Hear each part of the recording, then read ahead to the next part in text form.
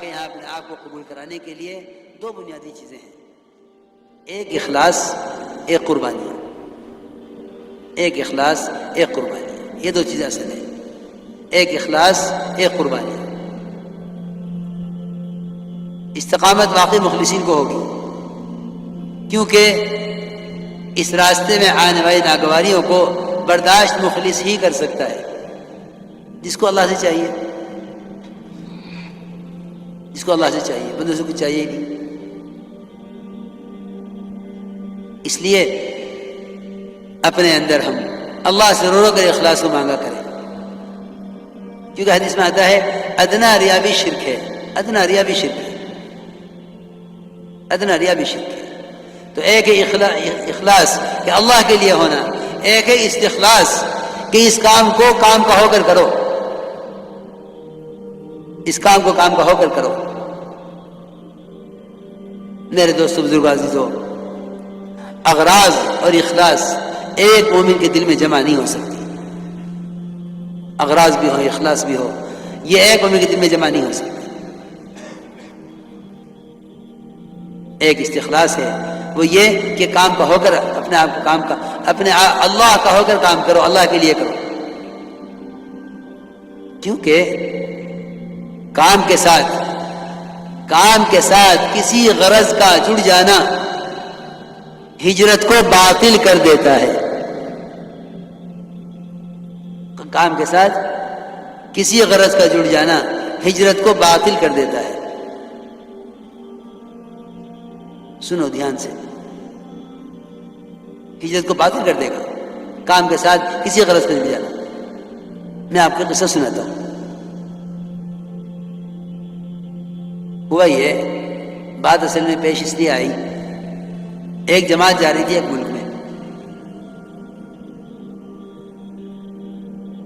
ایک جماعت جا رہی تھی ایک ملک میں۔ جماعت کے جانے کے وقت ایک صاحب ہو رہا ہے کہ جی مجھے بھی جماعت میں جوڑ دیا۔ بھئی تم پہلے سے کہاں تھے؟ تو ساتھیوں نے کہا کہ نہیں بھئی، یہ تو اصل میں بہت اچھی انگریزی جانتے ہیں اور بڑے پرانے ساتھی ہیں، فلاں ملک میں انگریزی کی ضرورت ہے، میری بات بہت دھیان سے سننا بھائی۔ تو یہ اپنے کسی تجارتی کام سے جا رہے ہیں، وہ اپنا تجارتی کام بھی کر لیں گے اور جماعتیں بھی جڑ جائیں گے۔ میں نے کہا نہیں بھائی، اس میں تو ان کو جوڑنے کا نہیں، یہ اپنا تجارتی کام کریں، جا کے کریں، جب بھی واپس آ جائیں گے تجارتی کام کر کے فارغ ہو جائیں گے اس سے، پھر ہم دیکھیں کوئی جماعت ہوگی اس میں جوڑ دیں گے ان کو۔ لیکن تجارت اور دعوت دونوں ساتھ چلیں کہ جماعت بھی نکل جاؤں تجارت بھی کر لوں، میں نے کہا یہ تو نہیں ہوگا۔ تو کہنے لگے کہ اس میں کیا حرج ہے؟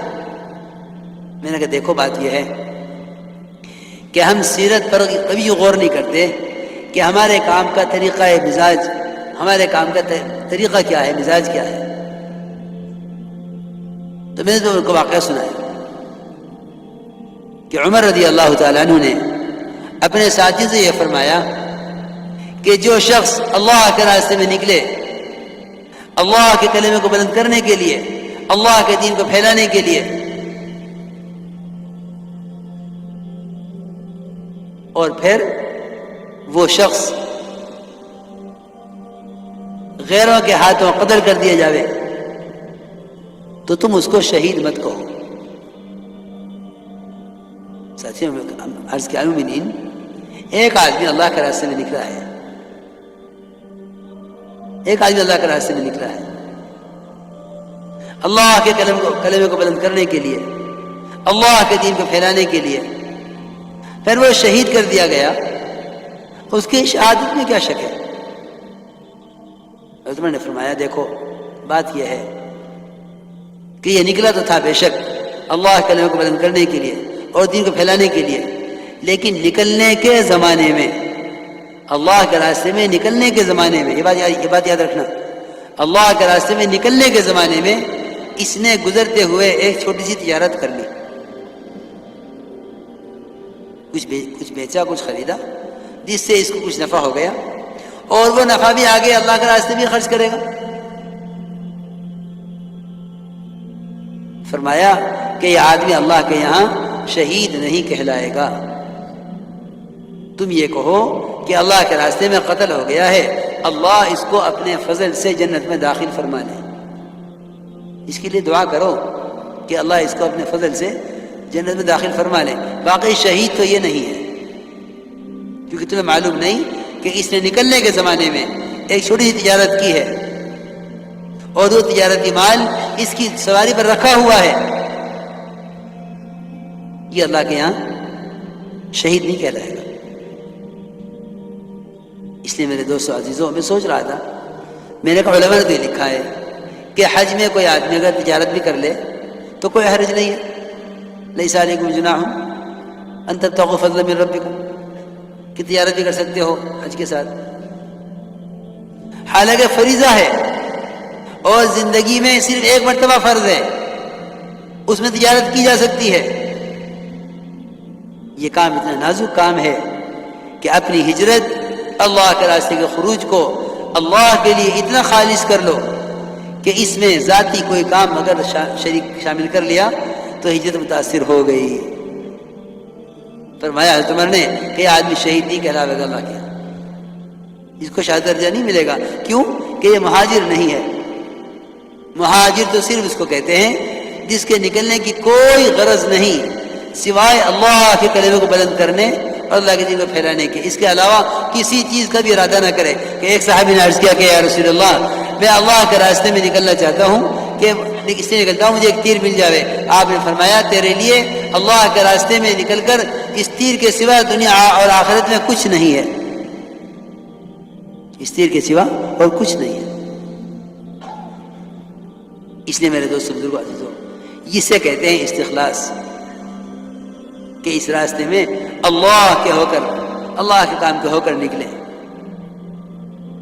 کیونکہ اپنی اغراض کو خروج کے وقت میں شامل کر لینا یہ ہجرت کے ثواب کو ختم کر دیتا ہے اور شہادت کے درجے سے روک دیتا ہے.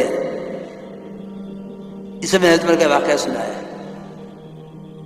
اس لیے ہمیں ان نیتوں کے ساتھ اس محنت کو کرنا ہے کہ اپنی نیتوں کو خالص رکھو، نیتوں کو خالص رکھو. کیونکہ دیکھو بھائی دوستو، بات یہ ہے کہ کارنامے تو لوگ بڑے بڑے کرتے ہیں،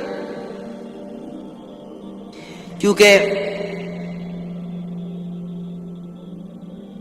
حسن خاتمہ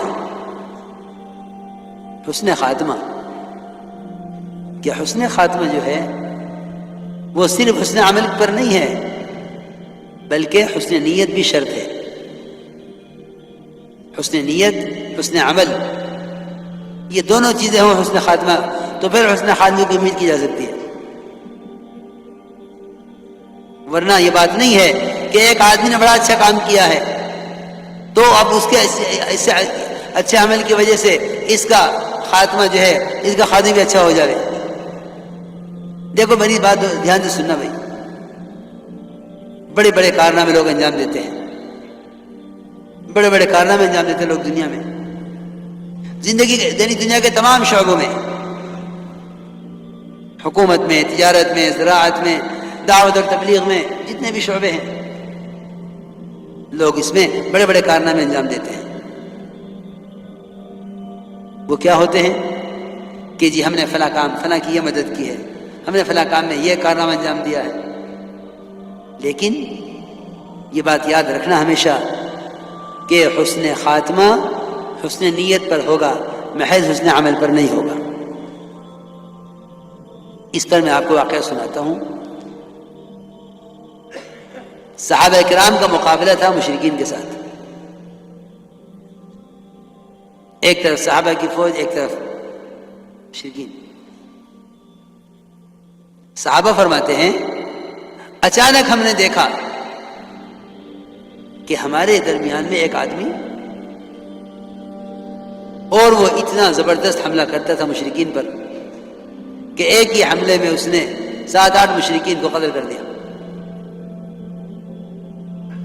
صحابہ فرماتے ہیں ہم حیران ہو گئے کہ یہ آدمی کون ہے.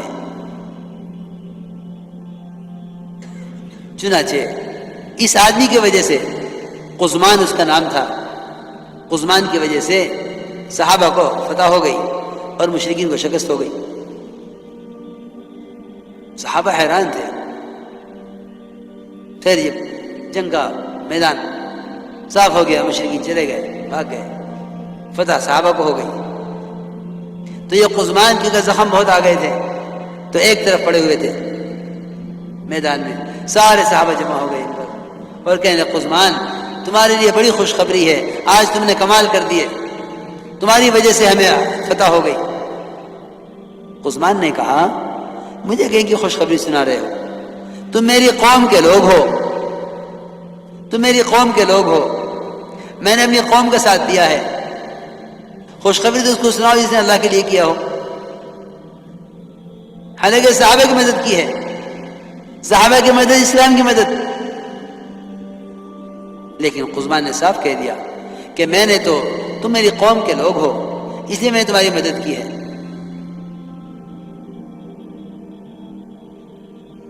پھر روایت میں ہے کہ قزمان کے زخموں کی تکلیف زیادہ بڑھی تو قزمان نے ان زخموں کی تکلیف کو برداشت نہ کرنے کی وجہ سے ایک تیر نکالا اپنے ترکش میں سے اور اپنے آپ کو اپنے ہاتھ سے قتل کیا، خودکشی کی۔ یہ میں عرض کرنا چاہتا تھا، کام بڑے بڑے ہو رہے ہیں، لیکن اپنی نیتوں کو ہر وقت حاضر رکھو۔ سمجھتے تھے تصحیح نیت کا مطلب ہے احضار نیت، کہ نیت کو حاضر رکھو ہر وقت، ہم کیوں کر رہے ہیں، ہم کیوں کر رہے ہیں، یہ کام ہم کیوں کر رہے ہیں۔ اس لیے میرے دوستو عزیزو، ان تمام چیزوں کی حقیقت کو اندر اتارنے کے لیے اس کے لیے نقل و حرکت ہے۔